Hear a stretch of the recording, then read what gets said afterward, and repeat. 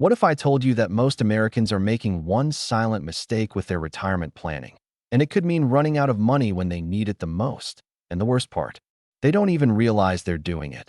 Today, I'm going to show you how to budget for retirement the right way, step by step, and one surprising tip at the end that even financial planners rarely talk about. So stick with me because what you'll discover could change your retirement future forever. Number one, why retirement budgeting feels so hard. Let's be honest. Thinking about retirement can feel like trying to hit a moving target. You don't know exactly how much you'll need. You don't know how long you'll live, and costs just keep going up. No wonder so many people throw up their hands and hope Social Security will cover it all.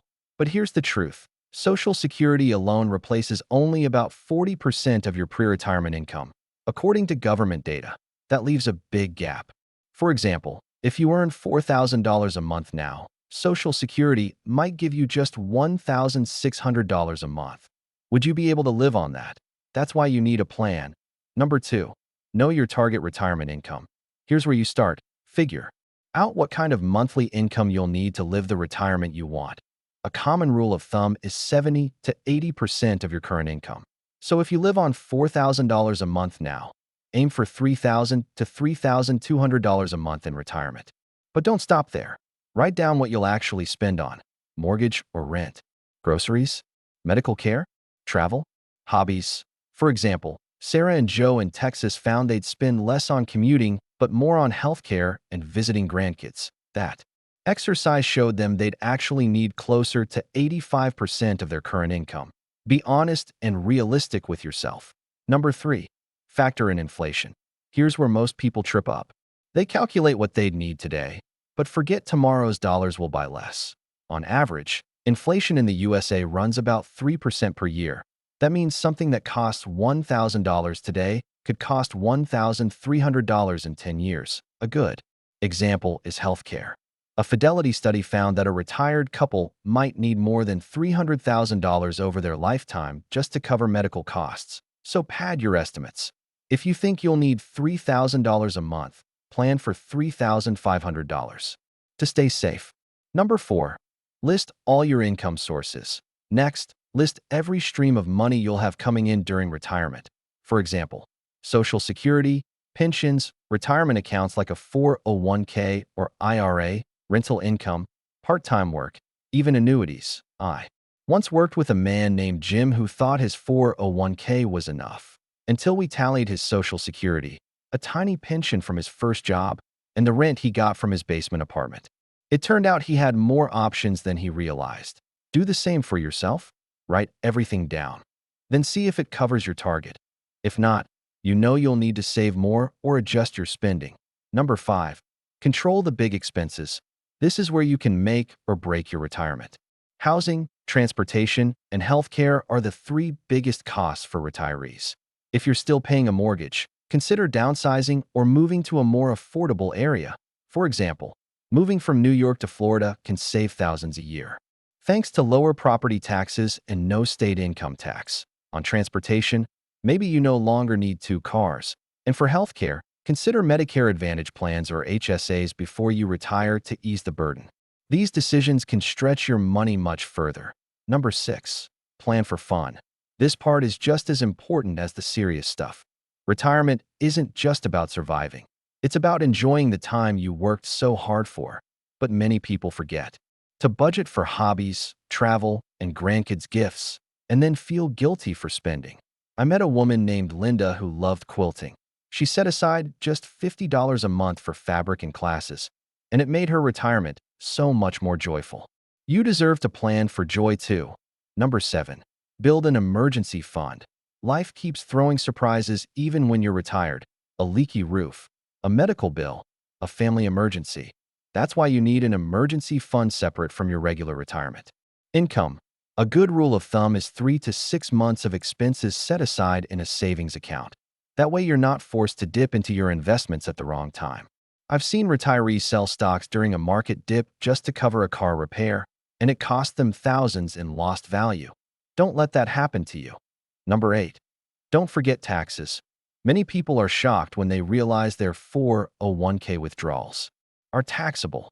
That's right.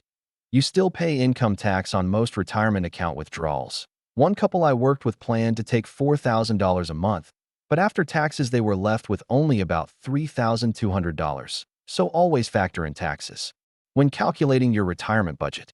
And consider tax-free options like Roth IRAs if you still have time to save. Number 9. Test drive your retirement. Here's a secret trick almost no one does, and it's incredibly powerful. Try living for 6 months on your expected retirement income before you actually retire. Cut your spending down to your planned budget and see how it feels. For example, if you plan to retire on $3,000 a month, start living on that now. You might find you can actually live comfortably on even less or discover hidden expenses you didn't plan for. It's like a rehearsal, and it can save you from nasty surprises later. Number 10. The one thing most people forget. Here's the part one promised you at the beginning, and it could make all the difference. Most people forget that retirement isn't just about money. It's about purpose. I've seen retirees with millions feel miserable because they had nothing meaningful to do. So budget your time as carefully as your money. Volunteer, take up a hobby, start a part-time business, join a club. For example, one man I knew started tutoring kids in math 2 mornings a week. It gave his day structure, and he loved it. Your budget is not just about numbers. It's about building a life you actually want to live. Number 11. Separate your needs and wants. When you're building a retirement budget, one of the most powerful things you can do is break it into 2 clear categories: needs and wants. Your needs are things like housing, food, insurance. Utilities. Your wants are things like eating out, cruises, a bigger TV, or that golf membership. Here's why it matters. In years when the market is down, you can cut back on wants without touching your needs. For example, John and Mary in Ohio decided their budget needed $2,500 a month for needs and another $800 for wants. In 2020, when markets tanked, they kept their needs steady but delayed a vacation. That small change kept their investments intact. So knowing what's non-negotiable versus what's flexible gives you peace of mind. Number 12. Plan for longevity. Here's something nobody wants to think about, but you should. People are living longer than ever. A healthy couple in their 60s today has a good chance that one of them will live into their 90s. That means your savings could need to last 30 years or more. Don't just budget for the first few years of retirement when you're still active. For example, nursing home care can cost more than $7,000 a month, and Medicare doesn't cover long-term care. You might want to look into long-term care insurance now while it's still affordable. It's better to plan for a long life than to run out of money too soon. Number 13. Keep earning if you can. Retirement doesn't have to mean you stop working completely. In fact, earning even a small amount can make a big difference. I worked with a retiree named Brenda who started teaching yoga part-time after retiring. She made about $600 a month, and it let her splurge on dinners with her friends without touching her savings. Even something simple like dog walking, freelance writing, or tutoring can add to your monthly income and keep you engaged. And here's a bonus. If you delay Social Security by working longer, your benefits actually grow by about 8% each year you wait past full retirement age, up to age 70. That's like giving yourself a raise. Number 14. Automate and track your spending. One big reason people go over budget in retirement, they stop paying attention. Just because you're retired doesn't mean you can't budget like you did while working. Use a free app or even a simple notebook to track where your money is going. One couple I advised realized they were spending $400 a month eating out, way more than they thought, and they cut it back to $150 without even feeling deprived. Automating bills and setting up alerts can also keep you from missing payments and racking up fees. Number 15. Stay flexible as life changes.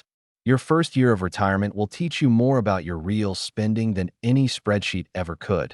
So don't lock yourself into a rigid plan. Review your budget every 6 months. Maybe you find you're spending less on clothes and more on hobbies. Maybe you sell your house and rent instead. The key is to keep adjusting. For example, a retired couple in Arizona thought they'd spend thousands on travel, but found they preferred spending weekends with grandkids. So they redirected that money into fixing up their home and felt happier. Your budget should evolve as you do. Number 16. Protect yourself from scams and bad advice. One last piece of advice. Protect yourself. Scammers often target retirees because they know you have savings and may be more trusting. Be cautious of anyone promising guaranteed returns, high-pressure sales tactics, or asking for personal information over the phone. And even well-meaning advice from friends may not fit your situation. Always check with a trusted financial advisor or do your own research before making big decisions. I once met a man who invested in a too-good-to-be-true real estate deal and lost half his retirement savings. Don't let that happen to you. So now you've seen how to budget for retirement the right way. We've covered how to figure out what you need, how to make your money last, how to enjoy yourself without guilt, and how to stay flexible and safe. But here's what I want to know from you. What's the very first thing you'll cut or add to your retirement budget after watching this? Is it downsizing your house, adding in more fun, or maybe even picking up a part-time gig? Let me know in the comments. I'd love to hear your answer.